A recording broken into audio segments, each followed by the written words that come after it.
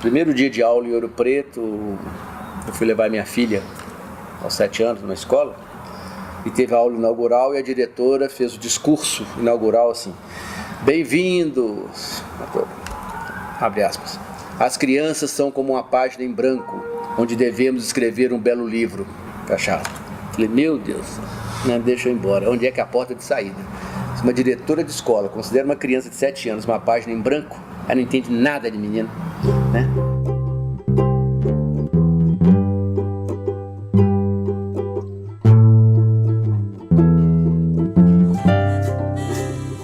Será que é possível a gente criar essa escola, uma escola desse tipo, que seja uma escola alegre, prazerosa, ou a escola tem que ser o serviço militar obrigatório aos 7 anos?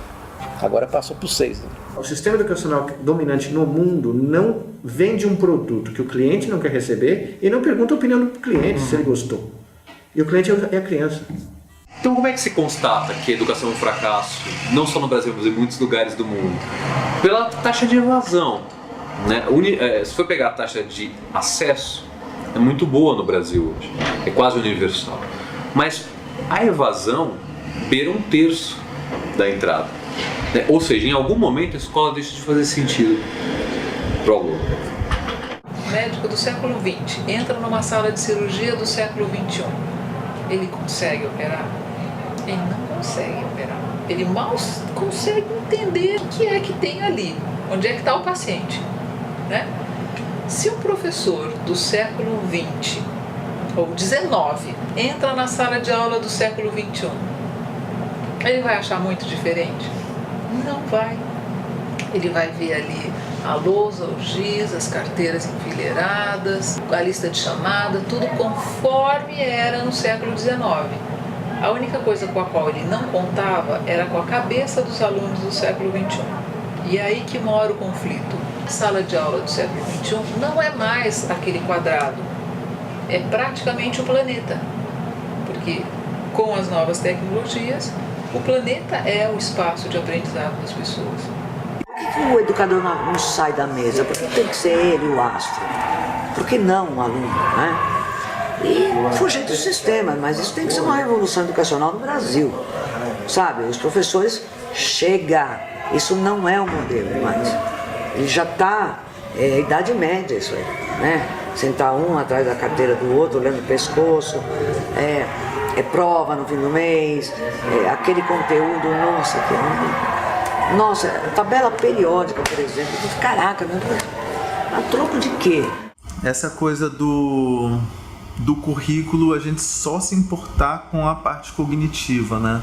A gente sabe que o humano, ele tem várias outras dimensões, ele tem a questão emocional, que, comanda pra caramba a vida da gente, né? Se a gente for parar pra pensar assim, quanto tempo que a gente gasta da vida assim, lidando com as nossas emoções e com as consequências das nossas emoções. Você consegue gerenciar a sua raiva? O que você faz quando você está com raiva?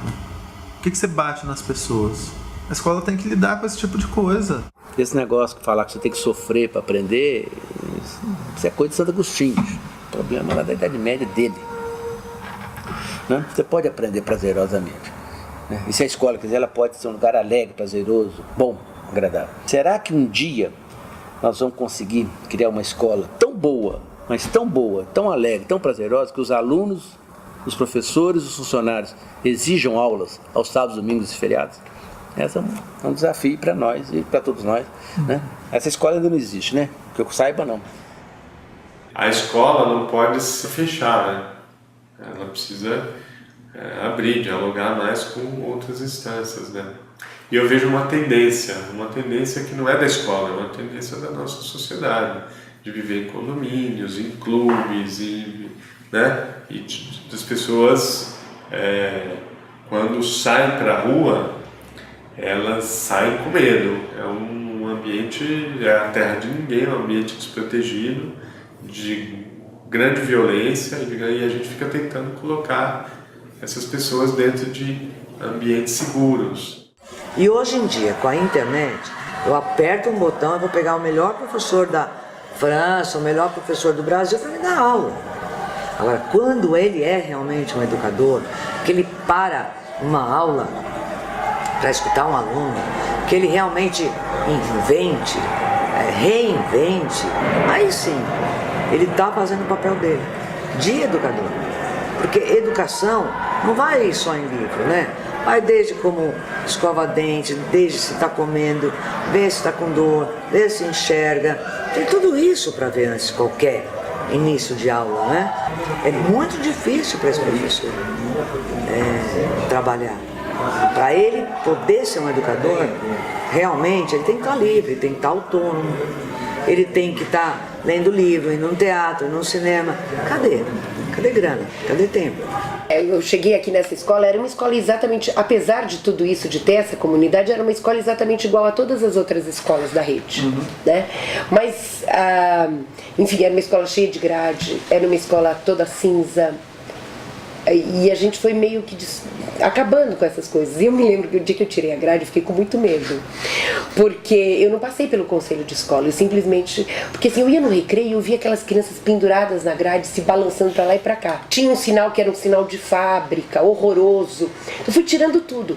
Daí quando eu tirei a grade, eu fui pro recreio, e uma menina disse pra mim assim: diretora, ainda bem que a senhora tirou a grade, porque a gente não é louco nem bandido pra ficar preso. A escola como ela existe, ela com esse formato que normalmente é o da aula, da série, da turma, do horário padrão, etc. Ela é uma invenção recente. Portanto, isso prova que a escola mudou.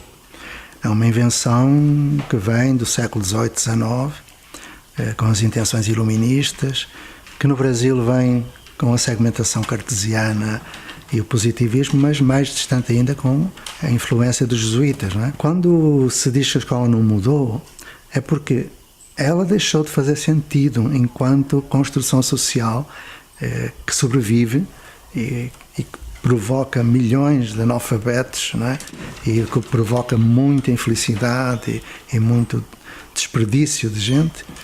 Essa escola não mudou por uma razão, é que ela hoje não tem qualquer suporte nem de bom senso, quanto mais de ciência. Eu acho que a rede municipal, assim como toda a rede de educação tradicional, é muito professor, sala de aula, tarefa, copia, decora, faz prova. Esse não é o perfil do novo estudante. O novo estudante ele recebe o conhecimento como um desafio e ele precisa buscar soluções. E o professor Antônio Carlos Gomes da Costa insistia que alguma hora a gente vai ter que ter uma pedagogia bossa nova, que ele chamava, né? Ou seja, a gente precisa, dentro do processo de educação, trazer o que a gente tem de mais forte, os brasileiros, né? Que é a criatividade, que é a ginga, essa coisa com a cultura muito forte, essa coisa com a diversidade, de ter que ser criativo para resolver problema. Pô, olha, vai numa dessas favelas aí que você vê como é que o nego não tem que ser criativo para poder resolver os problemas que eles têm, né? Só que a gente não traz isso para o processo formal de educação, né? Então eu acho que basicamente a minha obsessão é essa, assim, como é que a gente consegue recriar um processo educacional que consiga se aliar com o que nós temos, nós brasileiros, como força da nossa cultura, que é uma pedagogia de alma brasileira, né? Um espaço lá da igreja, ocioso, juntamos lá 120 meninos na época. Conversei com eles, falei: meninada, menino de 7 a 14 anos, eu falei: molecada, é o seguinte, tudo que a gente for fazer aqui é brincando. Nós vamos estudar, ler, escrever, plantar, comer, lavar, jogar, tudo brincando. Topa? Claro, 100%. Claro. A função de menino é brincar, né? Você perguntar para o menino que quer brincar é igual perguntar para passarinho se ele quer voar, né? É óbvio. Aí um gaiato virou para mim e falou assim: ô Tião, cadê os brinquedos para a gente brincar então? Eu falei: ô rapaz, não tem nenhum. Ele falou: como é que a gente brinca sem brinquedo? Eu falei: essa é a primeira questão que eu jogo para vocês. Vamos fazer uma aposta, no dia em que a gente não conseguir mais inventar os próprios brinquedos, eu começo a comprar. Ok? Top? Fechada a aposta. Eu refaço essa aposta há 27 anos. Ele estava já há 4 anos repetindo o primeiro ano. Eles matriculavam no primeiro ano todo ano. Há 4 anos seguidos já estava no 5º ano. Então o Denison era repetente, renitente, resistente, paciente, persistente. Todo ano ele ficava no mesmo. Mas ele não aprendia a fazer as 4 operações. Mas ele sabia jogar dama lá no projeto. É olhar por dentro e falar dentro. Você é um cara que tem lógica, você tem visão espacial, você entende matemática. Por que você não resolve isso? Né? Aí um dia eu descobri que matemática e aritmética são coisas diferentes. Né? Ele conhece, ele é bom de matemática, não é de aritmética. Quem é bom de aritmética é máquina. Você faz a conta. Pegamos um tabuleiro de dama, nas casas brancas e pretas enchemos ela com números, de forma aleatória. E criamos uma regra, só pode comer a pecinha aqui quem fizer uma conta. Se não fizer a conta, o outro joga, né, e sopra. Eu não sei o que aconteceu na cabeça do Denis, então aquele 3 vezes 3, 9, mais tanto, mais 15, pipi, mais pipa, dama. Aí eu falei, opa, o Denis aprendeu a fazer as operações. Não tem a hora de brincar, né? O aprendizado pode ser uma brincadeira constante, não tem a hora do brincar no recreio, né? Depois da sala, não, sabe? Você pode fazer tudo coisa alegre, prazerosa e tal. Você pode mudar essa atitude, você pode quebrar essas coisas. É claro que os meninos do Ser Criança nunca mais levaram bomba na escola, né? A gente discutiu com ela, menino esperto faz dever em 10 minutos. Passou de 10 minutos, você está perdendo tempo na sua vida, porque o dever de escola é 10 minutos, porque são todos iguais. Você fez o primeiro, o 10 é tudo igual, porque é tudo repetir aquela folha de bobagem, né? De ficar fazendo mais do mesmo. Aprende logo, vai brincar de aprender. Brincar de aprender. O desenho do Projeto Araribá surgiu assim dessa necessidade. Nossas crianças estavam acostumadas ao ar livre, à rua, eles estavam acostumados a ficar na rua. Então o que nós fizemos? Nós transformamos os espaços da escola. Eu falei, vamos criar espaço de aprendizagem. Então, inicialmente tem uma resistência, né? Ah, mas esse é um projeto que vem da Escola da Ponte, que é uma escola portuguesa, não tem a ver com a realidade do Brasil. Mas e se a gente adaptar, e se a gente sentir, a gente experimentar pelo menos, para ver como que acontece isso? Eu acho que não. E eu acredito que essa experimentação desse projeto foi, assim, fundamental. Essa autonomia, ela é garantida na lei, artigo 15 da Lei de Diretrizes e Bases. As escolas têm autonomia pedagógica, administrativa e financeira, que está de acordo com a Constituição Federal. Se a escola tem autonomia para isso, eu não tenho que seguir um modelo. É a escola sem muros, né? A que eu acredito de verdade, porque eu não entendo por que a gente tem que ficar naquele quartinho fechado, né? Não é um castigo, a escola tem que ser um prazer. Então, quando a gente sai, a gente não está só aprendendo os conteúdos estipulados pelo MEC ou pelo município, mas a gente está aprendendo como viver uma vida sociável, cumprimentando as pessoas, sendo, né, humanos. Eu acho que isso está faltando muito no mundo, ser humano mesmo. Deixa eu ver, faz uma fila. Uma escola sem paredes, sem turmas, sem classes e sem aulas. Essa é a nossa meta. E quando eu falei assim um dia para os professores, e aí, professor, vai bater o sinal e a coisa vai acontecer. Como vocês se sentem? Eu percebi que o professor estava ansioso.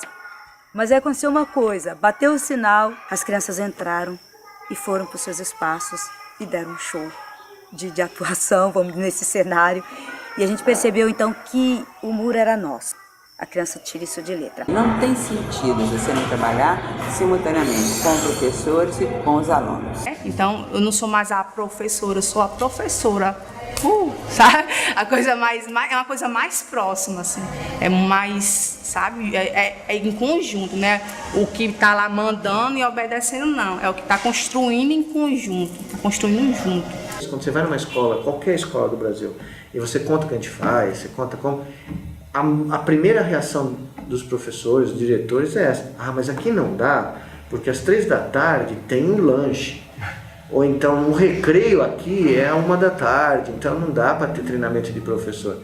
Todo mundo está na zona de conforto, todo mundo está mais do que acomodado com o que tem, entendeu?